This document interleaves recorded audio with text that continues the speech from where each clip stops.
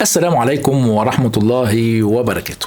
أي حد من حضراتكم معاه فلوس بيبقى عايز يحافظ عليها ومش عايز يعرضها للخطر، علشان كده بنكون حذرين جدا في اتخاذ القرار.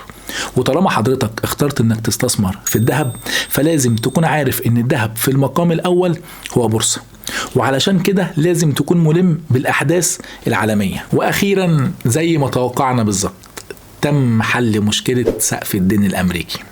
يا ترى بقى ده هيأثر ازاي على السعر العالمي وهيأثر ازاي علينا محليا؟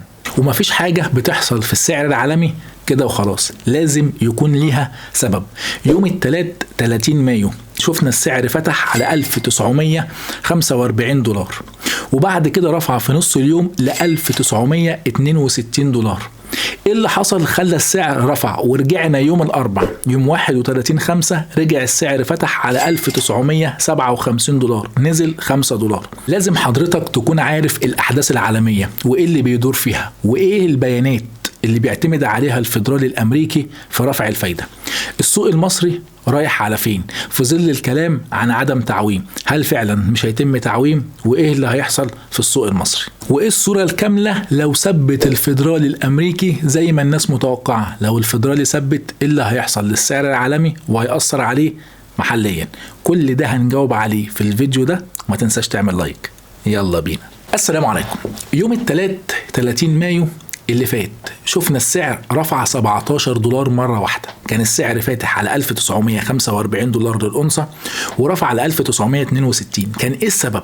ناس كتير قاعدة تقول لك اصل الدولار غالي، وسمعت اشاعات كتير، بس حضرتك لازم تكون فاهم المؤشرات اللي بتحصل عالميا في امريكا. كان في بيان نفقات الاستهلاك الامريكي، والبيان ده كان متوقع انه يطلع سلبي للدولار وايجابي للذهب، ولكن طلع عكس المتوقع، طلع ايجابي للدولار وسلبي للذهب.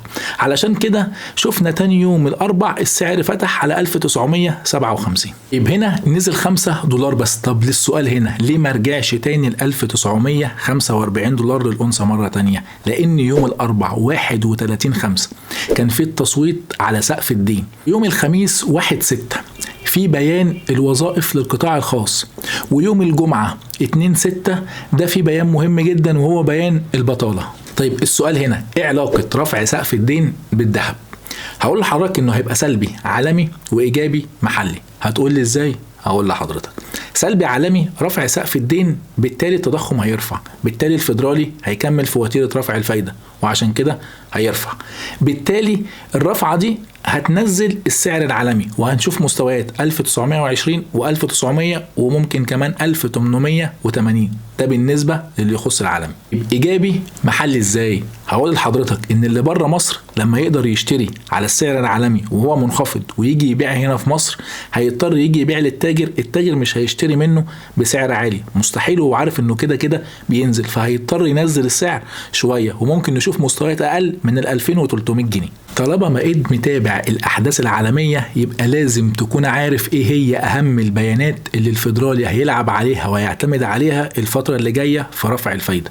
رقم 1 مؤشر نفقات المستهلك، وده من اهم البيانات بالنسبة للفيدرالي. رقم 2 البطالة. رقم 3 التضخم. اول ما تلاقي البيانات دي جت ايجابية للدولار وسلبية للذهب تعرف على طول ان الفيدرالي مكمل في وتيرة رفع الفايدة. السوق المصري والكلام عن ان مفيش تعويم، صحة الكلام ده ايه؟ قبل ما اشرح لك لازم تكون فاهم ان طالما الذهب بيعلى بسبب الدولار كده حضرتك محققتش اي مكسب، حضرتك بتحافظ على قيمة فلوسك من التضخم لان قيمة الجنيه بتقل.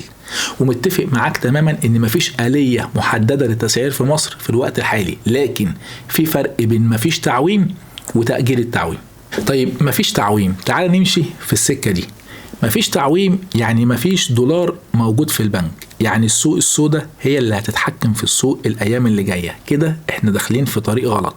التاجر اللي بيسعر الدولار على 38 و39 في السوق الموازي من حقه انه يرفع السوق ويخلي الدولار ب43. يقوم التاجر بتاع الذهب يرفع الدولار بتاعه ويتحوط بنسبة 50 جنيه. واوعى تقول لي طالما مفيش تعويم يبقى الاسعار تنزل. طول ما الوضع الاقتصادي اللي انت شايفه في الوقت الحالي غلط مش هتلاقي حد بينزل اسعار، بالعكس ده انت كده تلاقي السعر يرفع. مفيش حاجة منطقيا وعقليا تقول اللي حضرتك بتقوله ده. اوعى تتخيل للحظة ان ممكن تاجر الذهب ينزل السعر تاني من 2330 يرجعوا ل 1900 و1700 و1800 لعيار 21 علشان خاطر ما حصلش تعويم. طول ما البنك ما فيهوش دولار ومش متوفر فيه، سوق الذهب عمره ما هينزل. لازم علشان ينزل يستقر، ولازم عشان يستقر يتم ضخ السيولة دولارية في قلب البنك. طيب ليه بقى تأجل التعويم؟ ركز معي. التعويم اتأجل، الكلام اللي هقوله لك ده مش أنا اللي قايله، الكلام ده نقلا عن سيتي جروب. اتقال ان تأجل التعويم علشان خاطر ما يتمش الضغط على الموازنة العامة في الدولة اللي بتنتهي 30/6 واللي هتبدأ يوم 1/7، وعلشان ان الحكومة بتعول على ال 14 مليار دولار ايرادات السياحة، ولسه ما تمش بيع ال 32 شركة المطروحة في البورصة. لازم حضرتك تكون فاهم الكلام كويس علشان مش اي خبر يجيبنا ولا يودينا. طيب ايه هي الصورة الكاملة لو ثبت الفيدرالي الفايدة؟ وانا مستبعد ده شوية في ظل الاحداث اللي احنا شايفينها الفترة دي. لو ثبت السعر هيطلع ل 2100 دولار للأونصة الواحدة. طبعا مش هنشوف 2200 و2300 دولار للأونصة الواحدة مرة واحدة، ده لما يبدأ ان هو يخفض، ولكن مع التثبيت هو بيثبت على سعر فايدة عالي، ممكن يبقى 5.5، ممكن يبقى 6، لكن هنشوف ال 2100. تعالى النهاردة نحسبها انا وانت. لو حسبت ال 2100 دولار على 31.1 هيدي لحضرتك 67.5 دولار.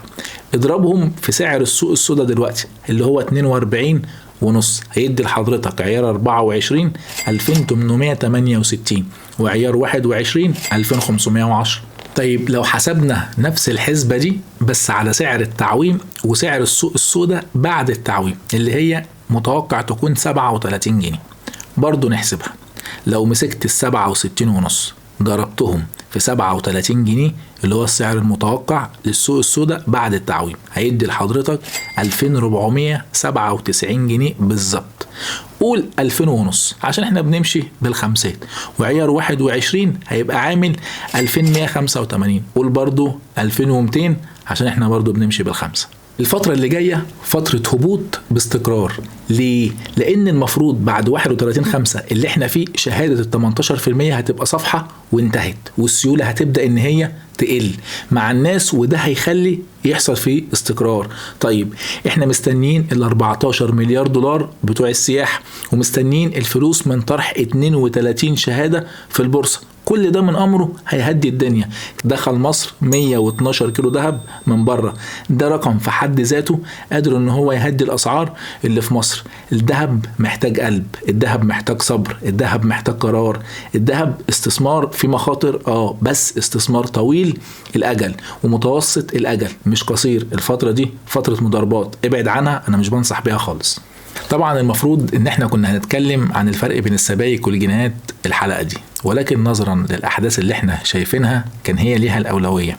ولكن ان شاء الله الحلقة الجاية هنتكلم عن الفرق ما بين السبائك وما بين الجنيهات وما بين الذهب المستعمل والمشغولات الذهبية. لو عجبك الفيديو ما تنساش تعمل اشتراك في القناة وتفعل زر الجرس عشان يجيلك كل جديد، واي حد ليه استفسار او تعليق سيبولي في الكومنتات وارد عليك. سلام.